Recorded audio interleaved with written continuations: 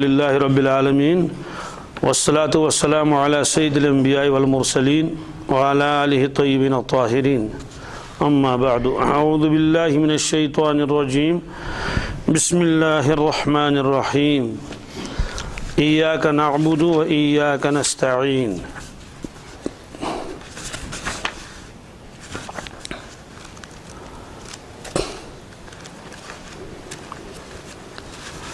ایاک نعبد، بس ہم تیری ہی عبادت و بندگی کرتے ہیں، و ایاک نستعین، اور بس ہم تجھی سے مدد مانگتے ہیں۔ عبادت کے بارے میں بات چل رہی تھی، بندگی فرماتے ہیں کہ جس کے اوپر یہ راز کھل جائے کہ عبادت کیا ہے اور بندگی کیا ہے، بس ساری منزلیں اس کے لیے کیا ہوتی ہیں، آسان ہو جاتی ہیں۔ قدم قدم پر اس کے ذہن میں یہ تصور رہتا ہے کہ میں اللہ کا بندہ ہوں، میں بندہ ہوں۔ اسی لیے پہلے زمانے کے بزرگ مراقبہ کراتے تھے الگ الگ آیتوں کے۔ یہ مراقبہ کوئی بدعت چیز نہیں ہے، یہ دھیان ہے۔ علامہ نووی بہت زبردست بڑے علامہ گزرے ہیں، انہوں نے مختلف کتابوں کی شرحیں بھی لکھی ہیں۔ انہوں نے جو ریاض الصالحین لکھی ہے عربی میں، جیسے یہاں فضائل اعمال کی تعلیم ہوتی ہے اردو والوں کے لیے، ایسے اہل عرب میں جو لوگ جماعت میں جاتے ہیں وہاں تعلیم ہوتی ہے ریاض الصالحین کی۔ کس کی؟ یعنی بالکل یوں کہہ دیجیے جیسے فضائل اعمال اردو میں ہے، حدیثیں ہیں، پھر اردو کی تشریحات ہیں، تو وہی جگہ جگہ فضائل کا دور چل رہا ہے، لوگوں کو رغبت ہو جائے۔ اور دیار عرب میں چونکہ وہ عربی نہیں جانتے ہیں، وہ اردو نہیں جانتے ہیں، اس لیے وہ لوگ جو ہے وہ کر لیتے ہیں۔ ریاض الصالحین کی تعلیم باقاعدہ جماعت کے اندر ہوتی ہے۔ ریاض الصالحین مختلف ملکوں نے ریاض الصالحین کو اب چھاپ بھی لیا ہے، میرے ہاتھ میں بھی یہ ریاض الصالحین ہے، یہ یہاں کی چھپی ہوئی نہیں ہے، یہ ترک والوں نے چھپائی ہے، اور مختلف ممالک اس کو چھپاتے ہیں ریاض الصالحین کو۔ بہت زبردست کتاب ہے یہ۔ تو ریاض الصالحین میں باقاعدہ حضرت علامہ نے باب المراقبہ قائم کیا ہے۔ مراقبہ کے معنی آتے ہیں کسی چیز کے اندر غور و خوض کرنا۔ کیا کرنا؟ غور و خوض کرنا، کسی چیز کے اندر گہرائی میں جا کے دھیان دینا۔ اور ہمارے بزرگ اس کے لیے تھوڑی دیر کے لیے مراقبہ بھی کراتے تھے۔ مثال کے طور پر الذی یراک حین تقوم وتقلبک فی الساجدین، یہ سورہ شعراء کی آیت ہے، اس کا مراقبہ کراتے تھے کہ اس کا ترجمہ یہ ہے کہ جب آپ نماز کے لیے کھڑے ہو جاتے ہیں اللہ تبارک تعالیٰ آپ کو دیکھتے رہتے ہیں۔ یہ مراقبہ کراتے تھے، اس کی وجہ سے نماز اتنی مضبوط ہو جاتی تھی کہ بس کچھ نہ پوچھو۔ اسی طرح سے وَهُوَ مَعَكُمْ أَيْنَمَا كُنتُمْ، یہ قرآن پاک کی آیت ہے سورہ حدید کی۔ اس کا مطلب ہے وَهُوَ مَعَكُمْ، وہ پروردگار تمہارے ساتھ ہے، اینما کنتم، تم جہاں رہو گے۔ تو جب یہ کیفیت طاری ہو جائے گی انسان کے اوپر تو وہ کسی بھی جگہ اللہ تعالیٰ کی نافرمانی کبھی نہیں کرے گا، ورنہ دھیان نہیں رہتا ہے۔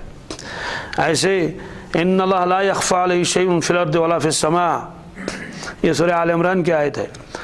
اس میں کیا ہے؟ آسمان و زمین کی کوئی چیز اللہ سے پوشیدہ نہیں ہے۔ اس طرح سے ان ربک لبالمرصاد، بے شک تمہارا پروردگار تو گھات میں ہے۔ گھات کا مطلب یہ ہے کہ جب کوئی آدمی کسی کی وہ رہتا ہے اس کو پکڑنے کے لیے، مارنے کے لیے، تو ایک جگہ ایسی بناتا ہے، اردو والے اس کو گھات کہتے ہیں، انگریزی میں اس کو ایمبوش کہتے ہیں، یعنی وہ بیٹھتا ہے چھپی ہوئی جگہ پر، تو اس کے بعد جب وہ آدمی آتا ہے تو اچانک اس پر کیا کرتا ہے؟ حملہ کرتا ہے۔ ان ربک لبالمرصاد، اللہ تبارک تعالیٰ بالکل طاق میں ہے، یعنی مرنے کی دیر ہے۔ حالانکہ اللہ تعالیٰ تو آج بھی پکڑ سکتے ہیں، لیکن دنیا میں وہ پکڑتا نہیں ہے۔ دنیا میں اس نے ڈیل دے رکھی ہے، جو مرضی وہ کر لو، تو گویا بالکل مرنے کی دیر ہے، اور یوں اٹھا کے پٹک دیا کس میں؟ دوزخ میں۔ اس طرح سے بدنگاہی کے لیے مراقبہ کراتے تھے۔ یعلم خائنۃ الاعین وما تخفی الصدور، جانتا ہے وہ آنکھوں کی چوری اور جو چھپا ہوا ہے سینوں میں۔ اس طرح سے بہت ساری آیتیں۔ تو مشائخ نقشبند ایک آیت کا مراقبہ کراتے تھے، وہ دھیان کیا؟ وَالنَّجْمُ وَالشَّجَرُ يَسْجُدَانِ، وَالنَّجْمُ وَالشَّجَرُ، یہ تو سورہ الرحمن کی آیت ہے۔ اس کا ترجمہ کیا ہے؟ وَالنَّجْمُ وَالشَّجَرُ يَسْجُدَانِ، نجم کا ایک ترجمہ تو ہے तारा, जैसे सूरह नज्म वन नज्म इज़ा हवा। नज्म का एक मतलब है वो दरख्त जो तनादार नहीं होते हैं, जो फैलते रहते हैं, मसलन अलकुल्च, लड़ कुल्च, खरबूज कुल्च, जाहिर सी बात है ये तनादार दरख्त नहीं होते हैं, इनकी बेल जो है फैलती रहती है। इसको अरबी में नज्म कहते हैं। शजर उसको कहते हैं जिसका बाकायदा तना हो, जैसे अखरोट का दरख्त है, सेब का दरख्त है, इस तरह से ये खुद अपने तनों पर खड़े रहते हैं। वो तो अलग मसला है कि किसी की शाख पर ज़्यादा बोझ आ जाए तो शाख को जो है कुछ सहारा दिया जाता है, वरना ये खुद अपने तने पर खड़े हैं, इनको शजर कहते हैं। और वो दरख्त जो फैलते रहते हैं, ज़मीन पर फैलते रहते हैं, उनको नज्म कहते हैं। तो ये वन नज्म व शजर यसजुदान, अल्लाह तबारक तआला फरमाते हैं नज्म और शजर यानी वो दरख्त जो फैले हुए हैं और वो दरख्त जो अपने तनों पर खड़े हुए हैं, ये सारे के सारे अल्लाह को सजदा करते हैं, अल्लाह ताला को सजदा करते हैं। असल तो यह है कि कुरान पाक की आयतों का जो का त्यों तर्जुमा किया जाए, मतलब अल्लाह के हवाले कर दिया जाए। जैसे बहुत सारी चीज़ें मुतशाबिहात से ताल्लुक़ रखती हैं कि समझ में आए ना आए और पर ईमान लाना ज़रूरी है। तो बहरहाल इसमें फरमाया गया कि ये दरख्त सजदे करते हैं। अब कोई आदमी कहेगा जनाब कैसे सजदे करता है, हमने तो देखा कि ये दरख्त जब से हम हैं तब से तो ये दरख्त आंगन में ऐसे ही खड़ा है, लेकिन अल्लाह ताला फरमाते हैं दरख्त भी सजदा करता है। अब सजदा करने का क्या माना है, इसके दो मतलब हैं। एक मतलब तो यह है कि ये ताबे है, जिस काम के लिए अल्लाह ने इसको बनाया है वो काम ये करता है, लेकिन हकीकी माना ये तो वाकई सजदा करता है, हमारी समझ में आए या ना आए। हज़रत रसूलुल्लाह सल्लल्लाहु अलैहि वसल्लम ने एक मतलब एक सहाबी से फरमाया बताइए सूरज कहाँ जाता है जब ये डूब जाता है। उन्होंने कहा अल्लाह और रसूल आलम, मुझे मालूम नहीं। फरमाया कि ये जाता है अर्श के करीब और अल्लाह तबारक ताला को सजदा करता है। क्या करता है, सजदा करता है। और फिर अल्लाह तबारक ताला से इजाज़त लेता है अगले दिन के लिए मैं चढ़ूँ या न चढ़ूँ। तो अल्लाह ताला की जानिब से इजाज़त मिल जाती है तो फिर ये तुलू होता है मशरिक़ से। अब आप कहेंगे साहब सूरज तो कहीं सजदा करता ही नहीं, ये तो हमेशा चलता रहता है। अलबत्ता ज़मीन वालों के ऊपर कहीं दिन आता है, कहीं रात आती है। अब आप उसके लिए वही साइंसी असूल लगा लेंगे कि दिन और रात कैसे बनते हैं, है ना। तो बहरहाल ये तो अलग मसला है, लेकिन आपने फरमाया सूरज सजदा करता है, सूरज अल्लाह को इजाज़त देता है। और आपने फरमाया कि जब क़यामत करीब आएगी तो सूरज जब सजदा करेगा अल्लाह ताला से इजाज़त ले लेगा कि मुझे इजाज़त है कि मैं अपनी रफ्तार से चलूँ और फिर मशरिक़ से तुलू हो जाऊँ। अल्लाह तबारक ताला इजाज़त नहीं देंगे, क्या फरमाएं कि नहीं वापस चले जाओ। तो कहाँ जाएगा, तो सुबह तो निकलना चाहिए सूरज कहाँ से, मशरिक़ से, लेकिन रिवायत में क्या आता है सारे लोग इंतज़ार में होंगे मशरिक़ से निकलेगा। और जो सूरज के पुजारी हैं वो तो ज़्यादा ही मुंतज़िर रहते हैं। हम लोगों का तो मसला ही नहीं है कि कश्मीर है, पहाड़ हैं, बहुत देर के बाद सूरज नज़र आता है कि इधर से निकला, या मुसलमान अल्लाह को इबादत करता है। लेकिन जो सूरज को पूजते हैं वो तो मुंतज़िर रहते हैं कब ये सूरज सर निकाले और हम इसको जय शम्स कह दें, है ना, और हाथ बांध के इसके सामने खड़े हो जाएं। जैसे कि दुनिया में बहुत सारी कौमें ऐसी हैं जिनको सूरज परस्त कहते हैं। तो इसलिए तो वो तो मुंतज़िर हैं। जब देखेंगे सूरज निकलता ही नहीं तो इधर से देखेंगे तो रोशनी तो इधर से आ रही है, इधर देखेंगे तो वो तुलू हो जाएगा मगरिब से। किससे, मगरिब से सूरज निकलेगा और चलता रहेगा, उल्टा हो जाएगा, उल्टा हो जाएगा तो आधे आसमान के पास पहुंच जाएगा। तो हैरान हो जाएंगे सब लोग, ये क्या हुआ, सारे साइंस वाले वैनस वाले सारी दुनिया वाले हैरान हो जाएंगे, ये क्या हुआ, ये उल्टा मामला क्यों हुआ। आपने फरमाया ये अलामत होगी इस बात की कि अल्लाह ताला फरमाएंगे कि लोगों आज तक तो मैंने तौबा का दरवाज़ा खुला रखा था, लेकिन आज के बाद मैंने तौबा का दरवाज़ा बंद कर दिया। क्या कर दिया, और एक खामोश ऐलान होगा पूरी कायनात के लिए, मैंने तौबा का दरवाज़ा बंद कर लिया। इसका मतलब यह है कि आप अगर कोई आदमी इस्लाम कबूल करना चाहे तो मैं कबूल नहीं करूँगा। कोई आदमी ईमान लाए, ईमान कबूल नहीं। कोई मुसलमान जो गुनाहों में मुब्तला था और वो आप तौबा करना चाहे, या अल्लाह मेरी तौबा आज से मैं अपनी ज़िंदगी संभाल लूँगा, तो मैं तौबा कबूल नहीं करूँगी, तौबे का दरवाज़ा बंद हो गया। तब तक तो अल्लाह तबारक ताला दरवाज़े खुला रखेंगे तौबे के दरवाज़े को। इसीलिए अल्लाह के नबी सल्लल्लाहु अलैहि वसल्लम फरमाते थे तौबा करने में देरी मत कर लो, जल्दी कर लो तौबा। तो बहरहाल ये फरमाया कि वो आएगा, मगरिब से तुलू हो जाएगा। ये तमाम रिवायतों में है, और इसको ये भी नहीं कह सकते जनाब ज़ईफ़ रिवायत है, ये तो तवातुर के दर्जे की रिवायतें हैं कि अलामत क़यामत में से एक अलामत ये है कि सूरज कहाँ से निकलेगा? मगरिब से। साहब डूबेगा कहाँ से? मशरिक़ से नहीं, वो तो निकलेगा मगरिब से, कुछ फासला तय करने के बाद आधे आसमान पर पहुँच जाएगा। आधे आसमान का मतलब यह है कि जैसे हमको नज़र आता है ना सूरज यहाँ पहुँचा, फिर वो वापस जाएगा रिवर्स, तब जाके डूबेगा तो किस में? मगरिब में ही। दूसरे दिन फिर तुलू हो जाएगा वो। तो आपने फरमाया सूरज सजदा करता, अल्लाह ताला इजाज़त ले लेता है। तो इन चीज़ों पर तो ऐसे ही ईमान लाना चाहिए। तो ये फरमाया कि नज्म और शजर ये दोनों सजदा करते हैं अल्लाह तबारक ताला को। अब हमको नज़र नहीं आ रहा कैसे सजदा करते हैं। एक तो यही है कि ताबे हैं, फरमा बरदार हैं, वो हैं, ये हैं, वो तो है ही, लेकिन असल तो ये सजदा कैसे करते हैं सजदा हमारी समझ में नहीं आता है। किस तरह सजदा करते हैं? बस सारी दुनिया कहती है ज़मीन घूमती है, क्या कहते नहीं कहते? चलो साइंसी एतबार से तो अगर ज़मीन घूमती है तो बहुत सारे लोग कहते हैं कि ना ये तो नस्तीश है ना, ज़मीन चक्कर लगाती है सूरज के इर्द गिर्द। सारे लोग मानते हैं, आजकल के पढ़े लिखे। एक आदमी अच्छा पढ़ा खासा, ज़्यादा तो नहीं है, पढ़ा हुआ था, उसने कहा कि नाज ये ज़मीन नाचन चाहे ना बूथासन बीतो था योकुन वैसे प्रदा ये थी शासन है ना। तो अगर ये चीज़ हमको महसूस नहीं है कि ज़मीन घूम रही है वाकई और किसी के इर्द गिर्द चक्कर लगा रही है और बहुत तेज़ी के साथ, हवाई जहाज़ से भी ज़्यादा रफ्तार इसकी है, लेकिन हिचकोले नहीं खाती है, महसूस नहीं होता, लोग गिरते नहीं, काम करते रहते हैं, बिल्डिंगें बन रही हैं, इसके बावजूद महसूस नहीं होता। तो अल्लाह ताला अगर फरमाएंगे कि दरख्त सजदा कर लेते हैं तो ये बात क्यों नहीं मानी जाए? अलबत्ता जो साहिब कश्फ होते हैं उन पर ये चीज़ें आश्कारा होती हैं। एक बहुत बड़े बुज़ुर्ग गुज़रे हैं, हज़रत सैयद अहमद शहीद रहमतुल्लाह, सैयद अहमद शहीद रहमतुल्लाह।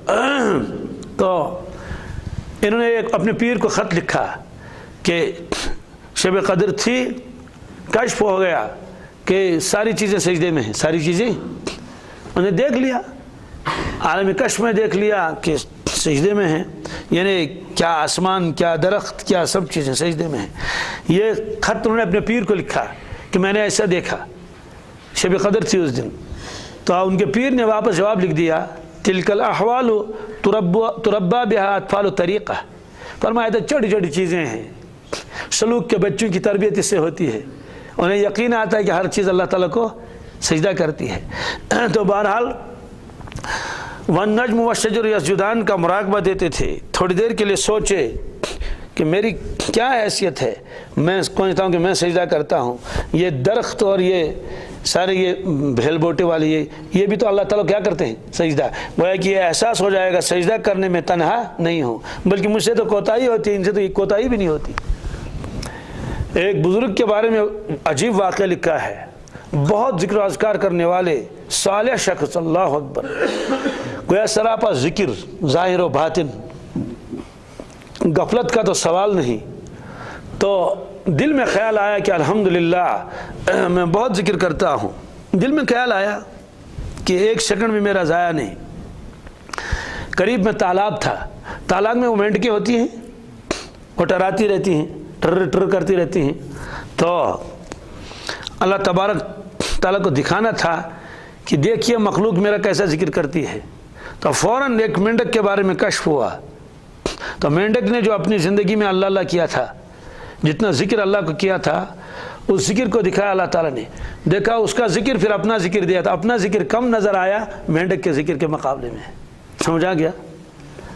तो फ़ौरन नदामत के आंसू गिरे कि हाय अफसोस की बात, मैं तो ये समझता था कि मुझ जैसा ज़ाकिर कौन।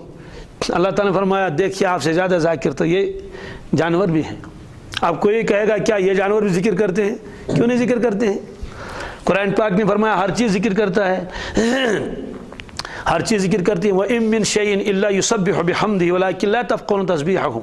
हर चीज़ अल्लाह अल्लाह कर रही है, लेकिन तुम उनके ज़िक्र को समझोगे नहीं। ये दरख्त ज़िक्र करते हैं। मैं एक शख्स को जानता हूँ, अब तो उसका इंतकाल हुआ, तो उन्होंने मुझे खुद बताया ये कश्फी अमूर होते हैं, अल्लाह ताला बाज़ मरतबा दिखाते हैं। उस ज़माने का अल्लाह अकबर एहतियात और हलाल खाना और क्या क्या चीज़ें, सुभान अल्लाह। तो उन्होंने मुझे खुद बताया कि پہلے زمانے میں پیر ایک ایک حرف کی تعلیم کر لیتے ہیں. آج آدمی سوچتا ہے کہ کتاب میں دیکھ لیا تو کافی ہے. کتاب میں تو دیکھ لیا وظیفہ تو ٹھیک ہے، ثواب تو ملیں گے، لیکن جب کوئی صاحب نسبت شیخ اس کو تعلیم کر لیتا تو انوار و برکات بھی آتے ہیں. تو ان کا شیخ بہت اونچا شخص تھا، بہت اونچا شخص. تو اس نے مجھے خود بتایا کہ جب میرے شیخ نے مجھے درود شریف پڑھنے کی تلقین کی، ایک تو ایک عام حالت میں تو بچپن سے درود پڑھ رہا تھا، ایک تو خاص انداز سے اس کو سامنے بٹھا کے تعلیم کری درود پاک کی. کہ ٹھیک ہے. اور اس کے بعد جب میں نکلا وہاں سے تو کشف ہونا شروع ہوا. کیا کہا کہ میں نے دیکھا کہ ایک دریا بہہ رہا ہے تو پانی سے جو ہے آواز آ رہی درود شریف کی. یعنی وہ دکھایا دیکھو پانی بھی درود شریف پڑھ رہا ہے، آپ یہ نہ سمجھنا کہ صرف میں درود شریف پڑھنے والا ہوں. اس کے بعد جتنے درخت مجھے گھر تک راستے میں ملے، درختوں کے جو پتے تھے، وہ یہ کشمیر کا واقعہ ہے، باہر یو پی کا والا واقعہ نہیں ہے. تو ان کا تو انتقال ہوا کئی سال ہو گئے. کہا کہ میں نے دیکھا کہ درخت کے پتے جو ہیں، اخروٹ کے اور پتے اور دوسری چیزوں کے جو بھی درخت سامنے آئے، ایک شور ہو رہا ہے درود شریف کا. یعنی یہ پتے بھی کیا کر رہے ہیں؟ درود شریف پڑھ رہے ہیں. تو ایک کشفی امور دکھایا اللہ تبارک تعالیٰ نے. کبھی کبھی یہ چیزیں اللہ تعالیٰ دکھاتے ہیں کہ ہر چیز اللہ کو یاد کرتی ہے اپنے اپنے اعتبار سے. لیکن ساتھ میں فرما وَلَٰكِن لَا تَفْقَهُونَ تَسْبِيحَهُمْ، لوگوں تم ان کی تسبیح کو سمجھو گے ہی نہیں. جب اللہ تعالیٰ خود فرماتے ہیں تو اب کسی بزرگ کا قلب اتنا صاف ہوتا ہے، ذرا سا دیکھ لیتا ہے. اللہ کے نبی صلی اللہ علیہ وسلم کے سامنے ابو جہل آیا، کہنے لگا اگر بتاؤ کہ میرے ہاتھ میں کیا ہے تو میں آپ کو نبی مانوں گا. تو وہ جو چیز چھپی ہوئی ہے اللہ کے نبی وسلم کی توجہ کی برکت سے وہ ظاہر ہو گئی ابو جہل پر بھی. اور وہ پتھر جو تھے ہاتھ میں، کنکر تھے چھوٹے چھوٹے چھوٹے چھوٹے، تو ہاتھ سے آواز آنے لگی لا الہ الا اللہ لا الہ الا اللہ لا الہ الا اللہ محمد رسول اللہ. تو انہوں نے ان کو اٹھا کے دے مارا، کہنے لگے کہ تھے جادو کر دیا ان پر بھی. وہ مفسرین نے وہاں لکھا ہے اصل وجہ یہ ہے کہ جو وہ پتھر ذکر میں تھے اور وہ جو اللہ تعالیٰ کے نبی صلی اللہ علیہ وسلم نے ایک توجہ کر لی، وہ جو باطن تھا وہ ظاہر ہو گیا ابو جہل پر بھی، کہ وہ جو پتھر ذکر کر رہے تھے کہ دیکھ یہ بھی لا الہ الا اللہ کہتے ہیں کہ اللہ کے سوا کوئی معبود نہیں ہے. لیکن یہ اللہ کا احسان ہے، ان چیزوں کو اللہ نے ہم پر پوشیدہ رکھا ہے، ورنہ بڑی پریشانی ہو جائے گی، بہت زبردست پریشانی ہو جائے گی اگر یہ چیزیں کیا منکشف ہو جائیں گی. منکشف ہو جاتی ہیں لاکھوں میں کسی ایک پر. پہلے زمانے میں زیادہ چیزیں منکشف ہوتی ہیں. مجھے میرے شیخ نے بتایا، کہا کہ ذکر و اذکار تو آج بھی وہی کرتے ہیں مریدین جو ذکر و اذکار پہلے زمانے میں کرتے تھے، برابر وہی، اتنے آدھی رات کو اٹھنا اور تہجد پڑھ لینا اور اللہ اللہ کر لینا. لیکن ثواب تو برابر ملتا ہے، درجات بھی برابر ہیں، لیکن امور منکشف نہیں ہوتے ہیں. میں نے کچھ نہیں پوچھا، حضرت نے خود فرمایا، اور اس کی وجہ یہ ہے کہ اب کھانا صاف نہیں ملتا. کیا صاف کا مطلب ہے کہ ضرور کچھ نہ کچھ تو کھانے میں گڑبڑ ہوتی ہی ہے. یعنی کہیں کسی کے یہاں کھانا کھایا، اس کی مکمل کمائی حلال نہیں، اب کیا پتہ ہے کہاں کیا کھایا، کیا کس طرح کھایا. ظاہری اعتبار سے تو بچنا چاہیے کہ آدمی حرام نہ کھائے اپنے اعتبار سے، لیکن یہ سب چیزیں کہاں معلوم ہیں. ابھی ایک شخص کہہ رہے تھے، میں ایک جگہ بیان کر رہا تھا سری نگر میں نے ان کو بتایا کہ قربانی کے لیے بڑا جانور جو ہے اس کو بھی ذبح کر لو، اس کا بھی گوشت کھا لو، یہ کیا پرہیز تم نے کر رکھی ہے. یہ تو مشکل ہو جائے گا کہ آپ کی ضروریت آگے جا کر کہے گی کہ جو بڑا گوشت ہے گاؤں والوں کے لیے حلال ہے اور شہر سری نگر والوں کے لیے کیا ہے، حرام ہے. مثال کے ساتھ ناک گاڑ کھینچی ایسے یہ حرام تو وشنی سے حلال. پھر میں نے وہ واقعہ بھی بتا دیا ان کو. تو بہرحال میں نے کہا تو یہ کیا امور ہیں، یہ تو وہ ہے پرہیز کر رہے ہیں. پھر میں نے ان کو بتایا ٹھیک ہے ظاہر اعتبار سے پرہیز کر لیتے ہیں، لیکن آدمی کے پیٹ میں کیا کیا پہنچتا ہے واللہ عالم. ایک شخص ایک مفتی صاحب کے پاس آیا تو انہوں نے کہا کہ میں توبہ کرنا چاہتا ہوں. اس نے کہا کیا؟ انہوں نے کہا میں نے بہت بڑا گناہ کیا ہے، بہت بڑا، اب معلوم نہیں اللہ مجھے بخش دے گا یا نہیں. مفتی صاحب نے کہا بتا دو کیا، کون سا گناہ آپ نے کیا؟ اس نے کہا کہ میں کاروبار کرتا ہوں مرغیوں کا. کس کا؟ مرغے آتے ہیں باہر سے، پھر یہ تقسیم کر لیتے ہیں، اور جو پولٹری والے اور کون کون والے یہ والے ان کو دے دیتے ہیں. کہا کہ جتنے مرغے مرتے تھے، بہت سارے مرتے ہیں تو ان کو تو پھینکنا ہے، لیکن میں نے ہوٹل والوں کے ساتھ بات کر لی تھی، میں ان کو معمولی قیمت پر وہ دے دیتا تھا اور اس کو اللہ کو وہاں جا کے کر لیتا تھا. وہ مرے ہوئے میں نے پتا اب لگاؤ اندازہ مرے ہوئے کتنے مرغے ہم نے کھا لیے ہوں گے. تو بے خبری میں تو گھر والے کو بھی معلوم نہیں ہے کہ میں مرا ہوا مرغا کر لایا ہوں، وہی تو مولانا کو بھی کھلایا، کہ اس نے تو پیسوں سے لایا نا۔ اس طرح سے کتنی چیزیں ایسی آ چکی ہوں گی ہمارے اندر، ایسے سود کا پیسہ۔ حدیث پاک میں کیا ہے، سود اتنا عام ہو جائے گا اگر کوئی نہیں بھی کھائے گا دھواں تو پہنچے گا، دھواں تو یہ پیشن گوئی فرمائی اللہ کے نبی صلی اللہ علیہ وسلم نے، سود کا دھواں پہنچے گا۔ اب دھوئیں کا مطلب کیا ہے؟ کیا عجیب، عقل حیران ہو جاتی ہے۔ سود کا بخار، کیا ایک آدمی بالکل سودی کاروبار نہیں کرتا ہے، بالکل کچھ بھی نہیں، لیکن ظاہر سی بات ہے لوگوں کے ساتھ لین دین ہے، آنا جانا ہے، کہیں چائے پی لی، کہیں کھانا کھا لیا، اور ان کے یہاں سودی کاروبار چل رہا ہے۔ چلو سود نہ کھلائیں لیکن کاروبار تو بینکوں سے اور اس سے ہے۔ دوسری بات یہ ہے کہ کچھ بھی نہ ہو تو کیلنڈر ہی ہوگا، بینک کا کیلنڈر گھر میں ہے تو اس کو بھی تو استعمال کر رہا ہے نا، دیکھ رہا ہے آج کون سی تاریخ ہے، یہ بھی تو استعمال کرنا ہوا۔ تو بینک کی ڈائری ہے، یہ لے لیجئے، بینک کا قلم ہے، اور حاجیوں کو تو بیگ دیتے ہیں، خانہ کعبہ کا طواف ہو رہا ہے اور پیچھے سے لگا ہے جے کے بینک، سمجھ آ گیا؟ میں نے کہا دیکھیے یہ سود تو یہاں بھی پہنچا، حرم شریف کے اندر بھی۔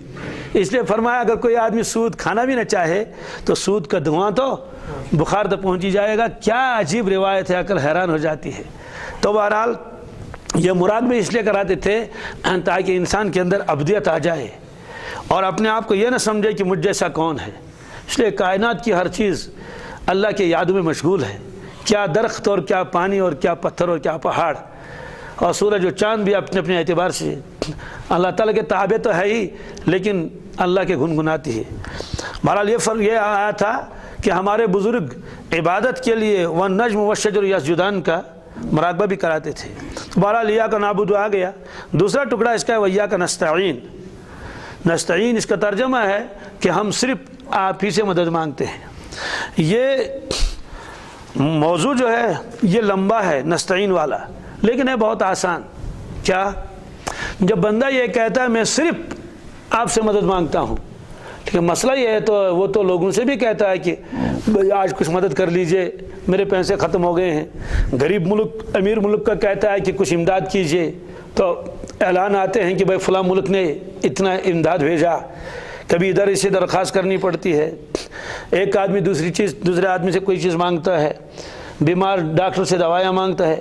ظاہر سی بات ہے یہ ایک طرح کی جو ایک دوسرے سے مدد کر لیتے ہیں، یہ اس آیت کے اس کے اندر نہیں ہے۔ یہ عالم اسباب ہے۔ عالم اسباب میں تو ظاہر سی بات ہے امیر تو غریب کی مدد کر ہی لیتا ہے، غریب تو امیر سے مانگ ہی لیتا ہے۔ یہ چیزیں ممانعت کے اندر نہیں ہے۔ کسی سے پانی مانگا، کسی کا کہ بھائی آج دن کو ہمارے لیے جو ہے وہ تھوڑا موٹر دے دیجیے شدوا شکن، یہ بھی تو ایک طرح کی مدد ہے نا۔ ظاہر سی بات ہے اس کو کسی شریعت میں بھی ممنوع قرار نہیں دیا گیا، یہ تو انسانی ضرورتیں ہیں۔ ایک آدمی دوسرے سے کہتا ہے بھائی اسکوٹر دے دیجیے، ہے نا، دوسرے سے کہتے ہیں وہاں کریو کیا مدتا اشتی، مسجد والے آتے ہیں اشتی کریو وہاں مدتا کیا اشیت وہاں یہاں سے پاش بناؤنے۔ تو ظاہر سی بات ہے اس طرح کی امداد جو آدمی لوگوں سے مانگتا رہتا ہے، ایک دوسرے سے مانگتے رہتے ہیں، کرتے بھی ہیں، اس کا تو شریعت نے حکم بھی دیا ہے کہ غربا کی مدد کیجئے، فقراء کی مدد کیجئے، مظلوموں کی مدد کیجئے۔ آپ نے خود فرمایا انصر اخاک، اپنے بھائیوں کی مدد کیا کرو۔ تو ظاہر سی بات ہے پھر کون سی مدد یہاں مراد ہے؟ یہاں مراد وہ چیزیں جن کا تعلق اللہ کے ساتھ ہے۔ کن کے ساتھ؟ مثلا بیماروں کو شفا دینا، ڈاکٹروں کے ہاتھ میں بھی نہیں، ڈاکٹر خود کہتے ہیں شفا جی خدائے طلبت بکرس کیا علاج۔ ایسے ہی اسی طرح سے اولاد دینا یہ کسی کے بس میں نہیں ہے، علاج کرے وہ تو الگ مسئلہ ہے، لیکن اس کو معلوم ہے کہ اولاد اللہ تعالیٰ کے سوا اور کوئی دینے والا نہیں ہے۔ معلوم ہے کہ صحت ہے، عزت ہے، اولاد ہے، تندرستی ہے، یہ ساری چیز برکتیں ہیں، یہ سارے امور وہ ہیں جو اللہ تبارک تعالیٰ کے علاوہ کوئی کسی کو نہ دیکھ سکتا ہے اور کسی سے مانگنا بھی نہیں چاہیے۔ دعائیں ہیں وہ تو الگ مسئلہ ہے، آپ کسی سے عرض کر لیں کہ بھائی میرے لیے دعا کر لیجئے، وہ تو اللہ کے نبی صلی اللہ علیہ وسلم نے خود تعلیم دی ہے کہ ایک دوسرے سے دعا کرا لیا کرو۔ اور خود اتنے ایسی مقام پر رہنے کے ہونے کے باوجود حضرت عمر فاروق رضی اللہ تعالیٰ عنہ خدمت میں حاضر ہوئے اور نے عرض کیا اے اللہ کے نبی صلی اللہ علیہ وسلم میں عمرے کے لیے جا رہا ہوں، اجازت چاہتا ہوں۔ آپ نے فرمایا ٹھیک ہے لیکن دیکھو مجھے دعاؤں میں نہ بھولنا۔ کیا جی یہ لفظ فرمایا کہ لا تنسا فی دعائک، مجھے دعاؤں میں یاد رکھنا، ورنہ ظاہر سی بات ہے اللہ کے نبی صلی اللہ علیہ وسلم کو بظاہر امتی کی دعاؤں کی کیا ضرورت تھی، لیکن آپ نے فرمایا یہ اس میں امت کی تعلیم تھی، جب کوئی آدمی حج کو جائے، عمرے کے لیے جائے، کسی نیک کام کے لیے جائے یا کسی متبرک مقام پر جائے جہاں دعائیں قبول ہوتی ہیں تو اس سے فوراً دعا کی درخواست کرنی چاہیے۔ تو یہ آپ نے خود فرمایا، ظاہر سی بات ہے یہ ساری چیزیں اس آیت کے اندر نہیں ہیں جس میں یہ فرمایا وَإِيَّاكَ نَسْتَعِينُ، ہم صرف اور صرف مدد تجھی سے مانگتے ہیں۔ اس لیے اس بحث کو میں چھوڑ دیتا ہوں کہ یہ جو دنیائی امور میں ہم ایک دوسرے کی مدد کر لیتے ہیں، بلکہ اس کا تو حکم ہے، بعض مرتبہ تو واجب ہوتا ہے۔ کیا واجب ہوتا ہے کہ کوئی آدمی بیچارہ کنگال ہو گیا، کچھ دیوالیہ ہو گیا بیچارہ، اس طرح سے کوئی آفت کسی علاقے میں پڑھی تو تمام مسلمانوں کے اوپر ذمہ ہے کہ وہ فوراً جا کے ان کی کیا کر لیں، مدد کر لیں۔ ایک پہلو تو الگ ہے کہ غریب اپنی ساری حاجتیں اللہ سے مانگے، ساری حاجتیں، اس کی روایتیں آئیں گی انشاءاللہ درس میں کہ اللہ کے نبی صلی اللہ علیہ وسلم نے فرمایا بہت سارے صحابہ سے کسی سے کچھ مت مانگو، تو ایسی کیفیت ان کے اوپر تھی کہ اگر وہ گھوڑے پر سوار ہوتے اور وہ جو کمچا ہوتا ہے، چھڑی کہیے کمچا کہیے، وہ تو اگر وہ گر جاتا تھا تو وہ نیچے اتر کے اس کو اٹھاتے تھے۔ کسی نے سوال کیا کہ حضرت ابوبکر صدیق سے، حضرت مجھ سے کہتے تو میں تو اٹھا لیتا، تو انہیں جواب دیا میں نے اللہ کے نبی صلی اللہ علیہ وسلم سے وعدہ کیا ہے میں کسی سے سوال نہیں کروں گا۔ حالانکہ اس سوال سے یہ سوال تو مراد ہی نہیں تھا کہ کسی شخص سے کہہ دیجیے ذرا یہ چیز دے دیجیے، لیکن آپ نے اس کو اتنا وہ وسیع مفہوم میں لے لیا تو ظاہری اعتبار سے بھی آپ کسی چیز کا سوال دوسروں سے کرتے نہیں تھے۔ تو بہرحال یہ ظاہری اعتبار سے جو ہم ایک دوسرے کی امداد کر لیتے ہیں، وَإِيَّاكَ نَسْتَعِينُ کے اندر یہ ممانعت نہیں ہے، یہ وہ امور ہیں جن کا تعلق براہ راست کس سے ہے، اللہ تبارک تعالیٰ سے ہے۔ وہ امور ہم اللہ تعالیٰ کے علاوہ کسی سے نہیں مانگ سکتے۔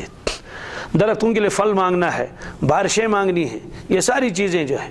اور پھر اللہ کے نبی صلی اللہ علیہ وسلم نے کیا سکھایا، سبحان اللہ، فرمایا دیکھو جوتے کا تسمہ بھی اگر تمہیں ضرورت ہو وہ بھی مانگو، کس سے، اللہ سے۔ سوال ہے کہ وہ اللہ سے مانگنے کی کیا ضرورت ہے، مخلوق سے بھی مانگ سکتے ہیں۔